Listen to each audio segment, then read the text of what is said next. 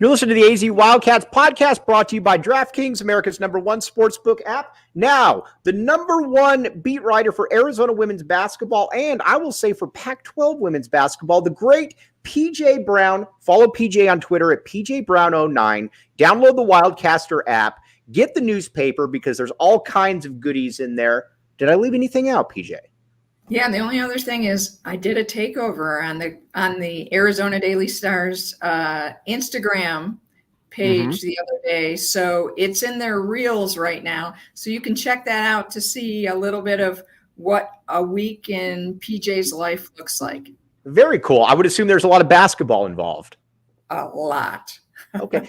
Speaking of which, Arizona women's basketball has a huge game tonight, and we were talking about it a little bit off camera. If Arizona beats Utah tonight, then all the grumbling kind of goes away. Just like the way that if Arizona could win 3 straight top 10 games, but if you lose another one, then it's we're just not that good. It's just so interesting, especially in college basketball, how everybody is, including me, is just kind of a prisoner of the moment at times.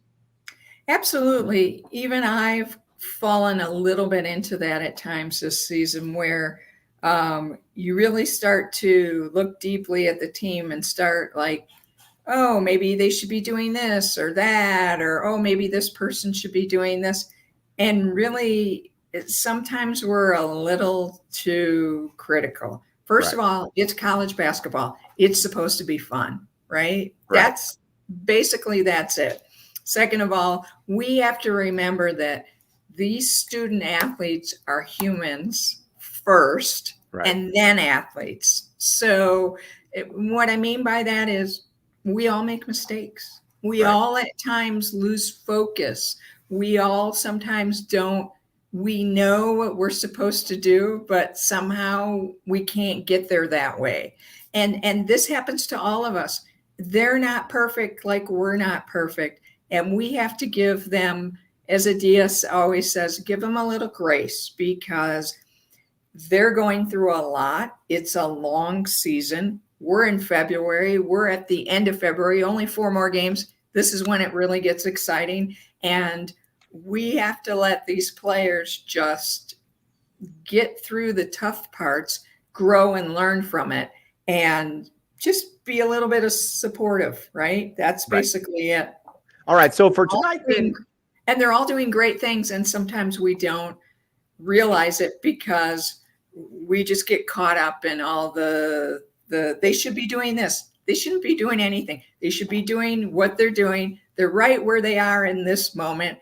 And let's understand what this moment is. Well, and I think a lot of people fall into the trap, me included. I'm not throwing any stones, but me included, that we think of these a lot of times, these because Arizona women's basketball is a high profile product, thanks to Adia Barnes. And I think a lot of times people look at this and they forget these are still adolescents out here.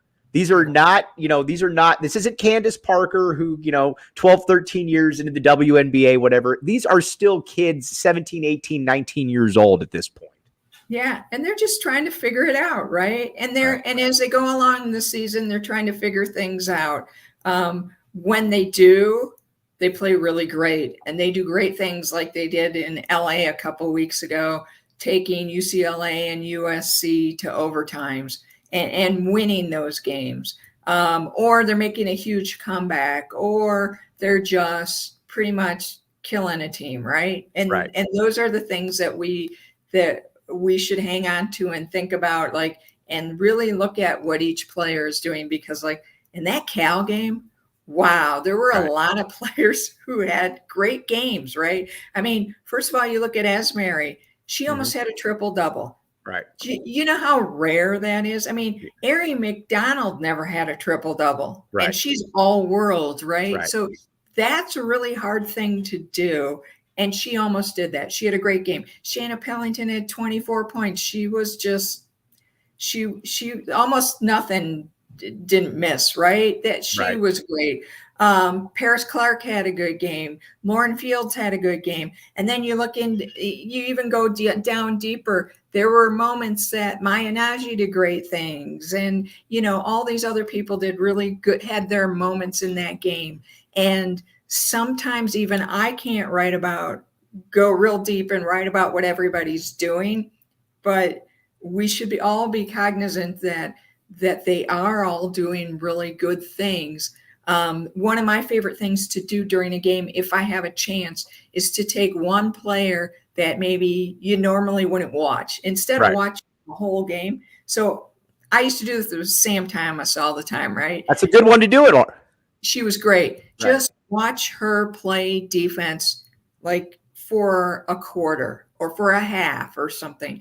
And then you see this like fantastic play that doesn't get into the box score or something else that somebody wouldn't notice. So I do this a little bit with Maya a lot of times. So she'll come in and she'll play in the first half, like for say 5 minutes. I'll watch her and she'll be like pulling down some defensive rebounds.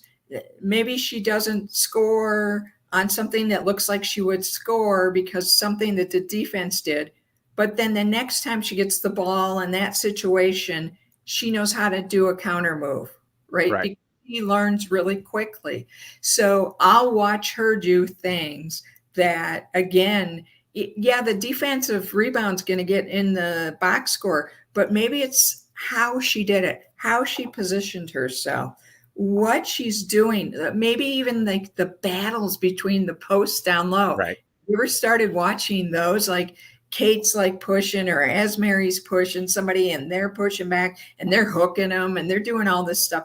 That's fun too. And you get to see a lot more about the game when you watch those type of things, when you focus on one little thing instead of just watching the scoring or the steals or something like that. All right, let's talk a little bit about the game because, again, big game tonight against Utah. A couple things, though. First, Tap and Bottle watch parties. We've had a big one last week. We'd love you to come down there. A couple weeks, we're going to have another one. Tap and Bottle watch parties downtown. Scott and Rebecca do a great job, and you can get some Four Peaks brew there as well. Four Peaks, the official brew of PHNX Sports. You can go to the Tempe location, or you can come down here to the Tap and Bottle watch parties and get some Four Peaks, get some Kilt Lifter. For both, check out the show notes and the link in the description.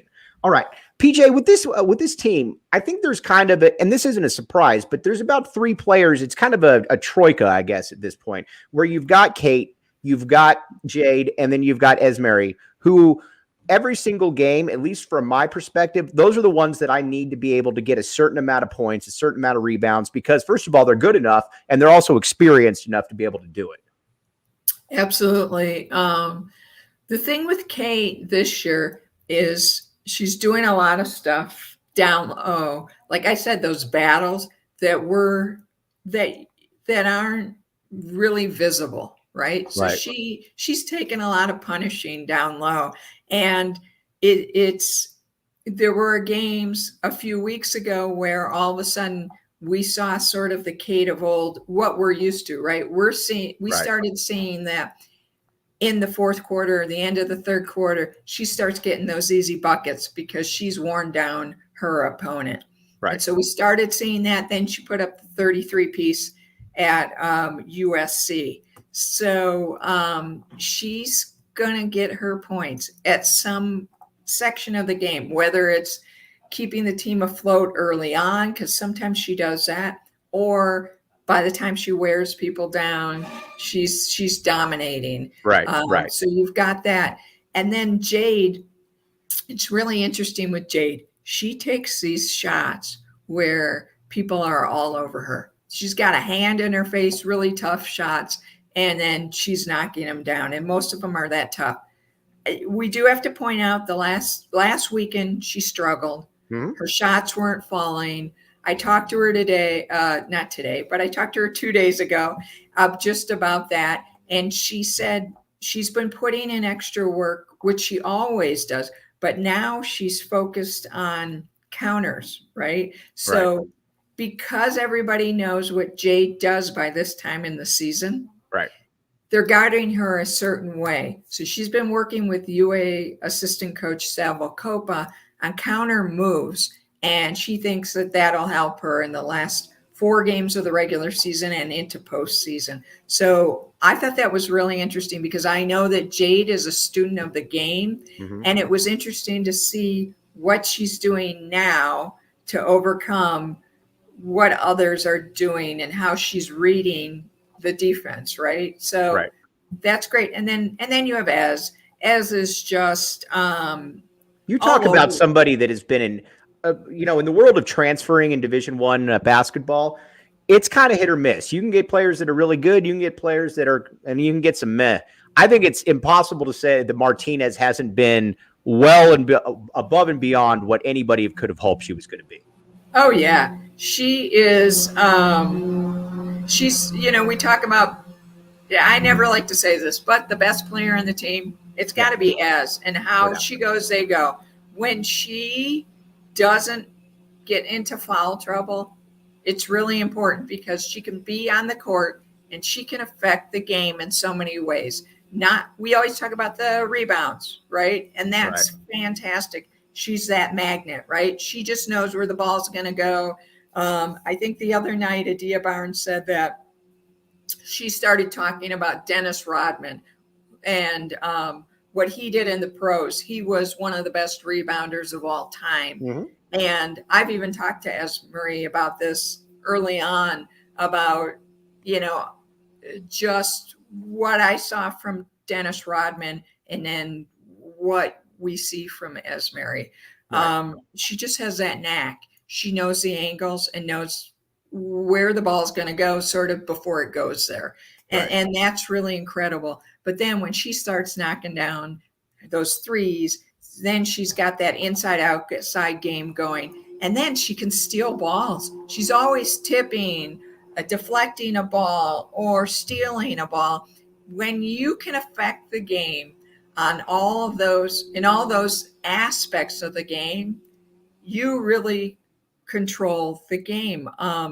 I also just read Michelle Smith's piece. Shout out to Michelle Smith. Mm-hmm. She's a great women's basketball reporter, all-time greats. Mm-hmm. And she wrote a piece on Esmery that just went up, I think, this morning or last night.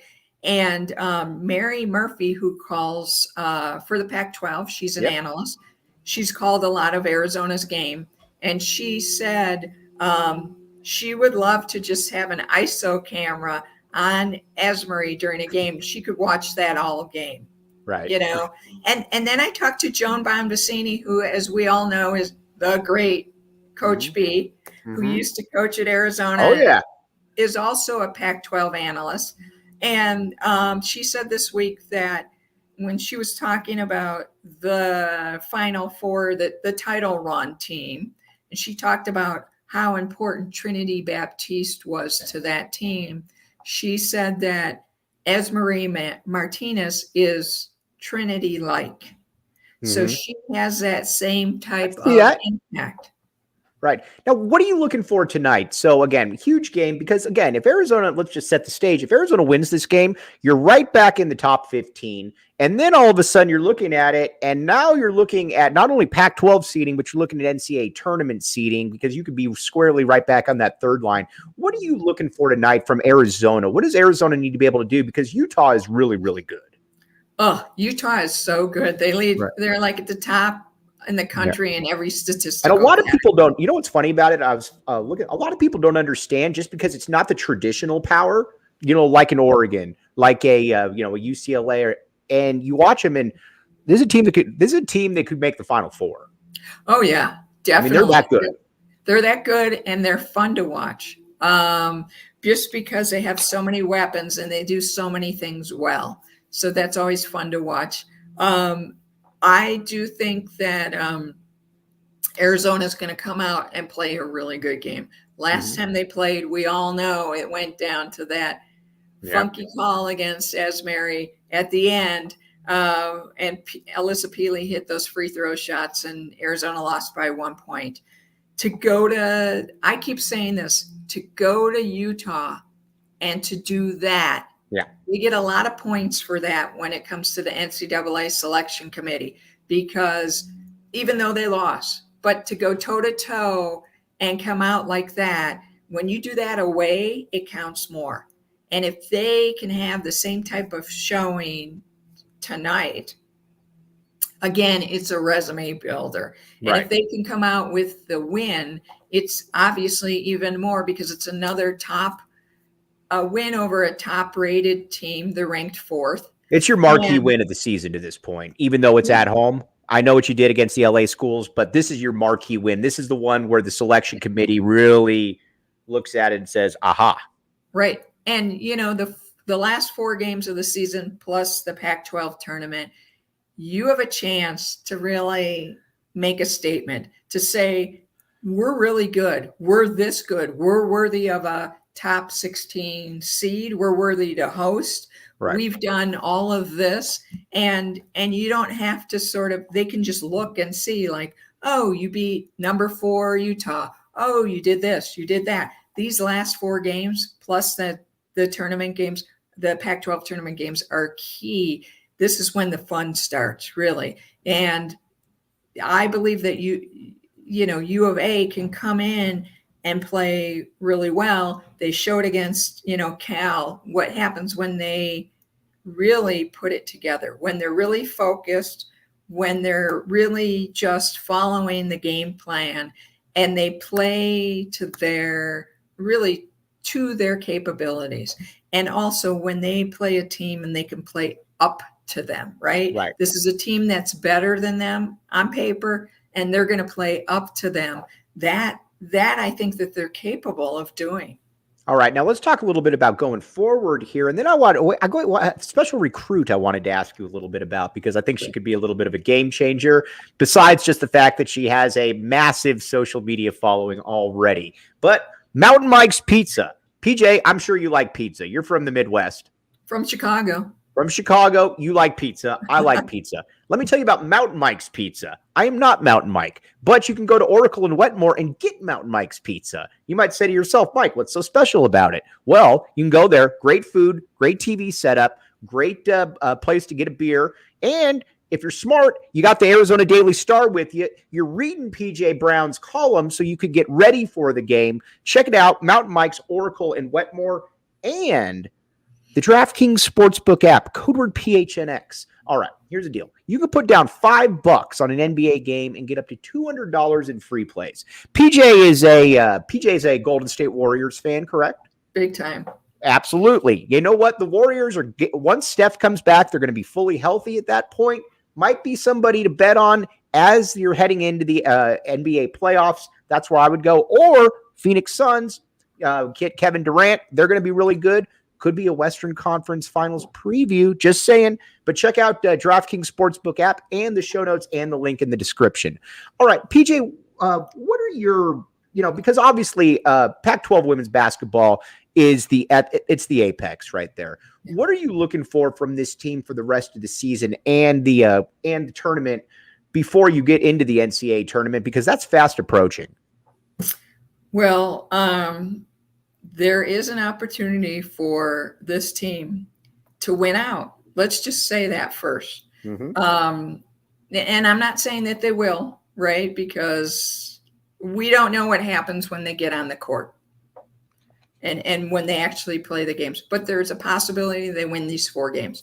There's a possibility that they win 3 out of the 4. Or they split, right? They could split this weekend and split next weekend. It's hard to go to the Oregons and win.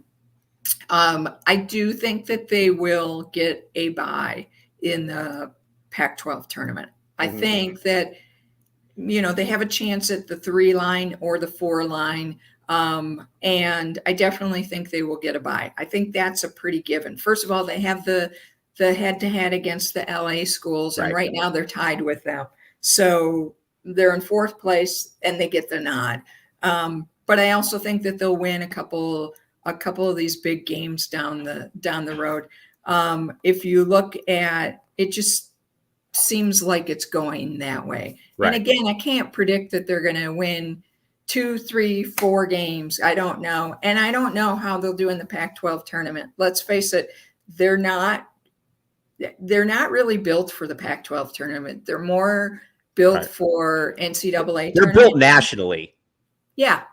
There's something about Arizona and the Pac-12 tournament. I was there a couple of years ago, the 2020, where they won the first 2 games, and that's and they had a bye, and then they won those first 2 games, and that's as far as they've gone. They one other time I think they won. They got to the second round or something, or they a couple times they've lost in the first round that they've played. They, for some reason, they just can't get over that hump of doing well there. But then they come together, they take a breath, and then they, go on a big run. So they did that the year of the NCAA tournament, the 2021 year, they did that, and they won 6 games. So I don't put a lot of really credence in the Pac-12 tournament, only when something counts, right, for the NCAA tournament, only when, like, if Arizona doesn't do enough during these next 4 games to then get the 16 seed, right? The top 16 seed, then they might need to win one more game in the Pac-12 to get there. But to me, it's sort of not a thing. Like, I don't put a lot of credence in whatever happens in the Pac-12 tournament, unless there's some weird thing that, like, all of a sudden ASU goes on a run. Of course, that's not going to matter either, because they're not making the tournament. But unless somebody, Oregon State, who's not going to make the tournament, goes on a run and they win the whole thing, then you have to, like, maybe it changes something somewhere down the road. I don't know. But Pac-12 tournament usually sort of plays out the way it plays out, has no bearing on much of anything, I don't think. All right, let's talk about Jada Williams here.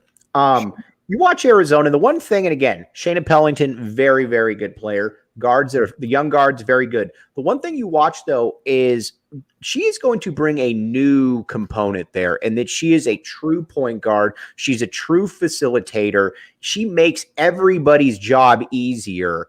I'm excited to see what she can do next year. Again, this team's got a lot of potential for sure. Not minimizing that, but there's going to be a different talent equation coming in at that lead guard position next year. Absolutely. So while I'm excited about this time of year, because this is the best time of year for college basketball, let's face it. Right. But I'm also excited about next year. And part of that is Jada. She's going to be the first true point guard that Adia Barnes has had since Lucia Alonso. Mm-hmm. And Lucia was great. She was calm under pressure. She knew how to distribute the ball, knew how to read defenses really well. And so that's going to be a real key. This is one thing that's always been hard for Adia to do, is to recruit a true point guard to come to Arizona. Right. Don't know why. Sometimes that just happens, right? So Ari McDonald became a point guard. And because Ari's so skilled at everything, right, she was great. And then Shayna was trained to be a point guard, and Shayna's done a really good job, and she's really improved over the 3 years that she's played here. But they're not a true point guard, right? So Jada can score when she needs to score, but she also knows, like, she's great at distributing. And that connection between her and Brea, wow, that's incredible. I've watched a lot of that. She'll just whip that ball in there, and she knows exactly where Brea's going to be. And if Brea's not there, she knows that Brea's going to move to get there. There's just that connection. That synergy right there. Yeah, and that's going to be great. And she's going to have that with Maya. She's going to have that with a lot of the other young players, so that's going to be really exciting to watch. And I think it's really going to change Arizona women's basketball. Like I said, I'm really excited about next year. I think the next 2-3 years are going to be great with all these young players that Adia's brought in and going to bring in with next year with Montea Dew, who's already here but is gray shirting. And then Brea Cunningham and Jada Williams to add into Kaylin Gilbert, Paris Clark, Maya Nagy, and Lamaya Hilton. Right. I mean, that's 7 young players who have great potential. And as they go along, when Maya's class is, they'll be good next year, but when they're juniors and seniors, when Maya's a junior and a senior, watch out. And this class is, right. Right. She's the great PJ Brown. Follow her on Twitter at PJ Brown09. Get the Wildcaster app. Get the newspaper. And again, you're going to have all kinds of stuff right there. PJ, as always, can't thank you enough for your time. You are the best. Thanks, Mike. It was great. And everybody give a shout out to my mom in the background. Wave, Mom. Hi, Mom. She had fun listening. She loves to listen to me talk about Arizona women's basketball. It's her favorite team next to the Golden State Warriors. She's a huge Steph Curry fan, but she's also a huge Arie McDonald fan. So just had to point that out. She's obviously a proud mother, as she should be. So, again, really appreciate you, PJ. And Mom, you're always welcome on here. Thanks. All right, we'll talk to you soon. Thanks again, PJ. Bye. All right, that was a lot of fun right there. Obviously, the great PJ Brown right there talking some Arizona women's basketball. All right, now let me tell you about OGs. Now, you can get OGs. Let's just say that you have problems sleeping or you just want to feel a little bit better throughout the day. Go to your local dispensary, 21 and up, obviously, but check out OGs, and you can get indicas, sativas, all different kinds of flavors. You name it, they got it. Check out the show notes and the link in the description. It's the fad that everybody's going for right now, and there's a reason for it. Check it out, OGs, like I said, at your local dispensary. And Octane Raceway Mavericks, located up in Scottsdale. Let's just say that, you know what, you're looking for a place to take the kids on the weekend, maybe go out of town, and you're looking for a place where you can maybe do some race car, video games. You can get some food, get some drinks. You name it, they got it right there. Octane Raceway Mavericks. It's a great time. Basically, anything you want to do from a kid or from a sport perspective, they have there. Check it out. Again, check out the show notes and the link in the description. All right. Wanted to touch base. We hadn't talked about some Arizona women's basketball in a while. Appreciate PJ coming on. We will be back with you tomorrow about 8 o'clock on the post-game show for Arizona, Colorado. For the great Jacob Franklin behind the scenes right there, for PJ Brown, I'm Mike Luke. You have been listening to the AZ Wildcats podcast.